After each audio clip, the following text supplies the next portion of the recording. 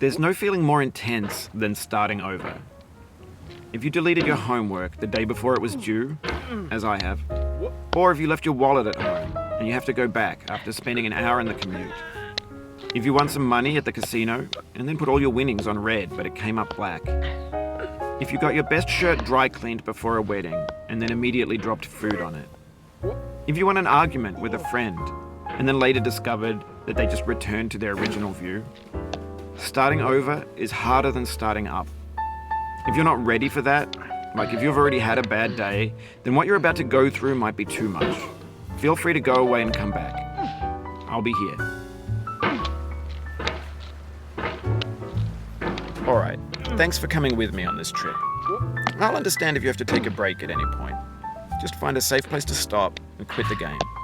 Don't worry, I'll save your progress, always, even your mistakes. This game is a homage to a free game that came out in 2002 titled Sexy Hiking. The author of that game was Jazzuo, a mysterious Czech designer who was known at the time as the father of B games. And B games are rough assemblages of found objects. Designers slap them together very quickly and freely, and they're often too rough and unfriendly to gain much of a following. They're built more for the joy of building them than as polished products. In a certain way, Sexy Hiking is the perfect embodiment of a B game. It's built almost entirely out of found and recycled parts, and it's one of the most unusual and unfriendly games of its time. In it, your task is simply to drag yourself up a mountain with a hammer. And that act of climbing, in the digital world or in real life, has certain essential properties that give the game its flavor. No amount of forward progress is guaranteed. Some cliffs are too sheer or too slippery. And the player is constantly, unremittingly in danger of falling and losing everything. Anyway, when you start Sexy Hiking, you're standing next to this dead tree that blocks the way to the entire rest of the game. It might take you an hour to get over that tree, and a lot of people never got past it. You prod and you poke at it, exploring the limits of your reach and your strength, trying to find a way up and over. And there's a sense of truth in that lack of compromise. Most obstacles in video game worlds are fake. You can be completely confident in your ability to get through them once you have the correct method or the correct equipment or just by spending enough time. In that sense, every pixelated obstacle in Sexy Hiking is real. The obstacles in Sexy Hiking are unyielding, and that makes the game unique. 3 hours later. But I'm not sure Jazzuo intended to make a frustrating game. The frustration is just essential to the act of climbing, and it's authentic to the process of building a game about climbing. A funny thing happened to me as I was building this mountain. I'd have an idea for a new obstacle, and I'd build it, test it, and it would usually turn out to be unreasonably hard. But I couldn't bring myself to make it easier. It already felt like my inability to get past a new obstacle was my fault as a player rather than as a builder. Imaginary mountains build themselves from our efforts to climb them, and it's our repeated attempts to reach the summit that turns those mountains into something real. When you're building a video game world, you're building with ideas, and that can be like working with quickset cement. You mold your ideas into a certain shape that can be played with, and in the process of playing with them, they begin to harden and set until they're immutable, like rock. And at that point, you can't change the world. Not without breaking it into pieces and starting fresh with new ideas. For years now, people have been predicting that games would soon be made out of prefabricated objects, bought in a store and assembled into a world. And for the most part, that hasn't happened, because the objects in the stores are trash. I don't mean they look bad or that they're badly made, although a lot of them are. I mean they're trash in the way that food becomes trash as soon as you put it in the sink. Things are made to be consumed and used in a certain context, and once the moment is gone, they transform into garbage. In the context of technology, those moments pass by in seconds. Over time, we've poured more and more refuse into this vast digital landfill that we call the internet.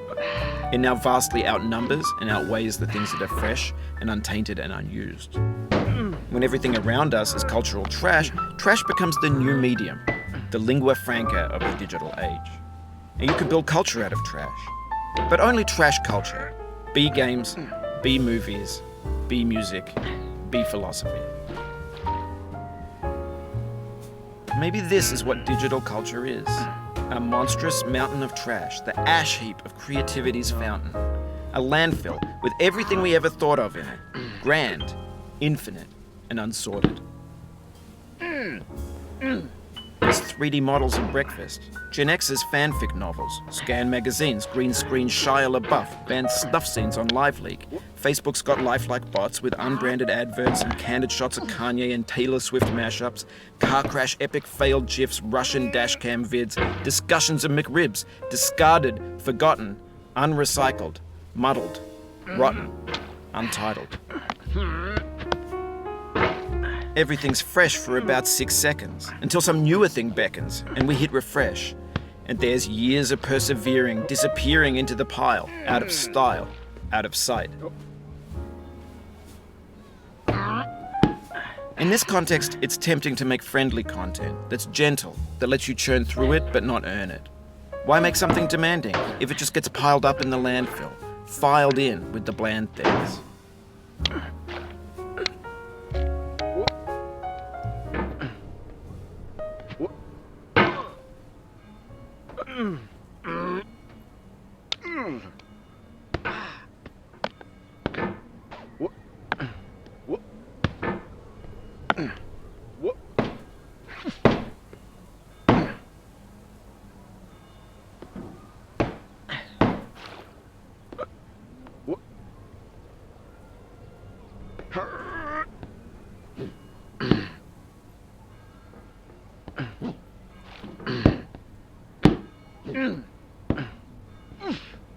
Oh, you just lost a lot of progress.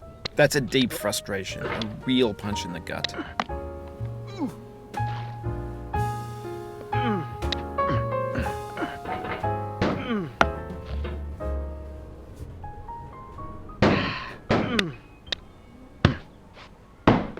No.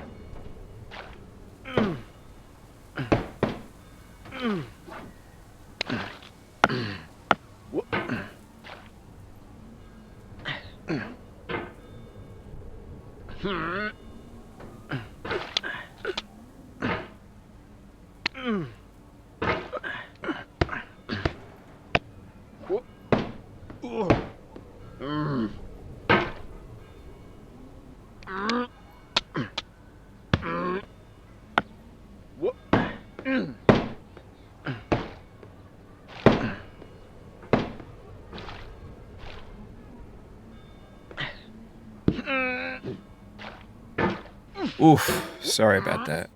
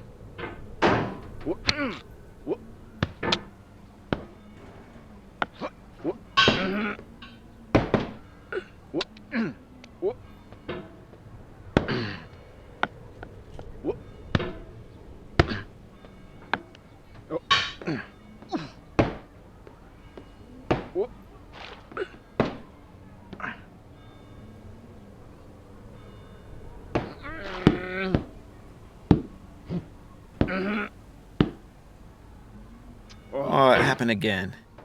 Keep on trying. Don't let it get to you.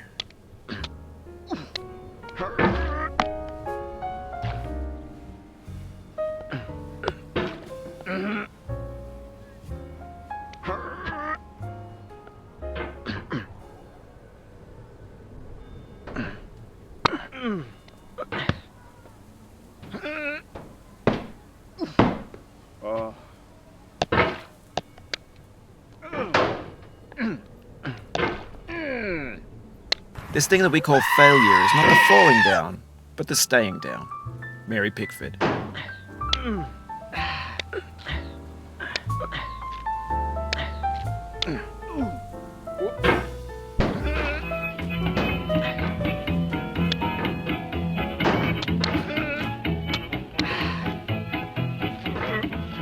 Get nasty over there, boy.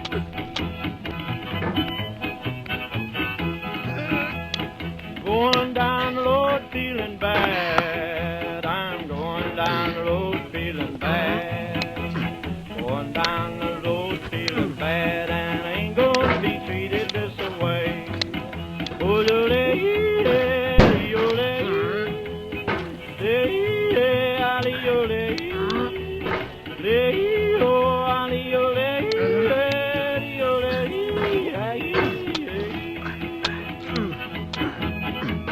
lay them blues up, Brooklyn.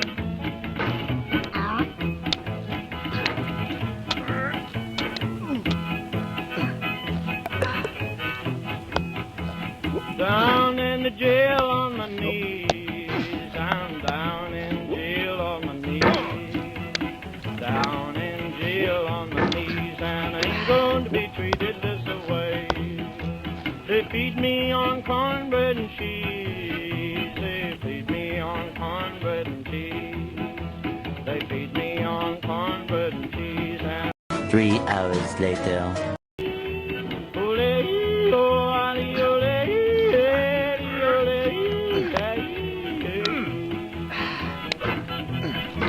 Let's go town, boys. Hey, buddy. Oh, no.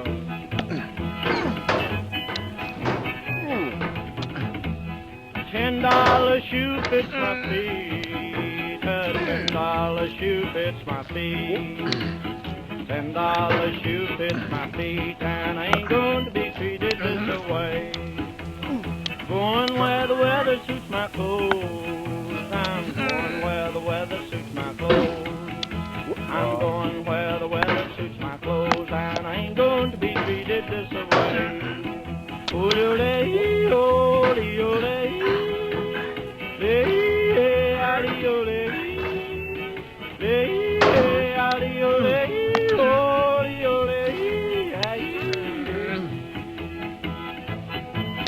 Turn down, boy, turn down. Hey!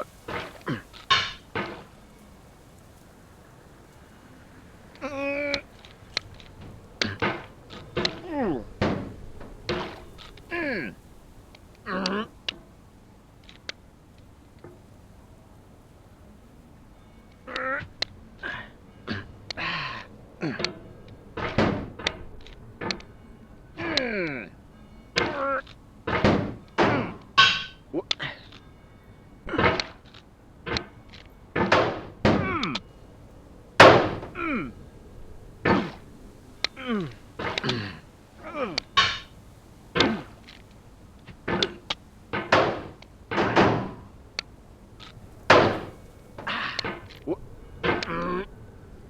soul would have no rainbow, and the eyes no tears. John Vance Cheney.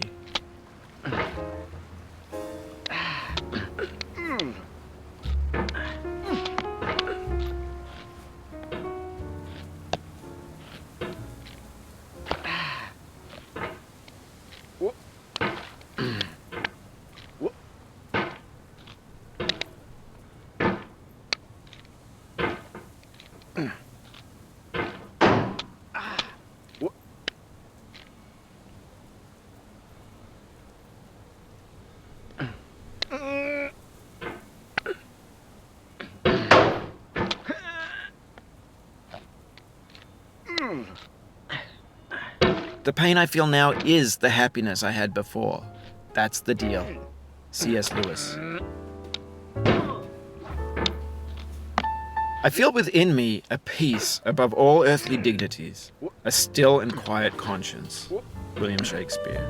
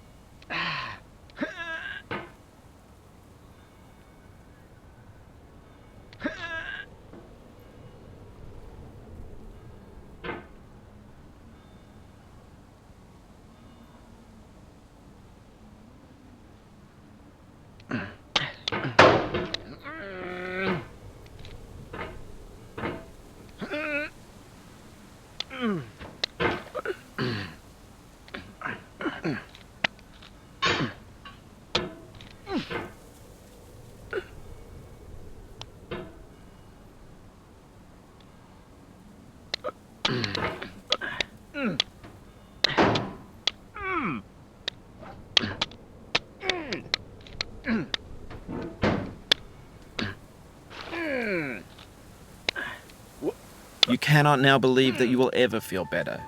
But this is not 領域展開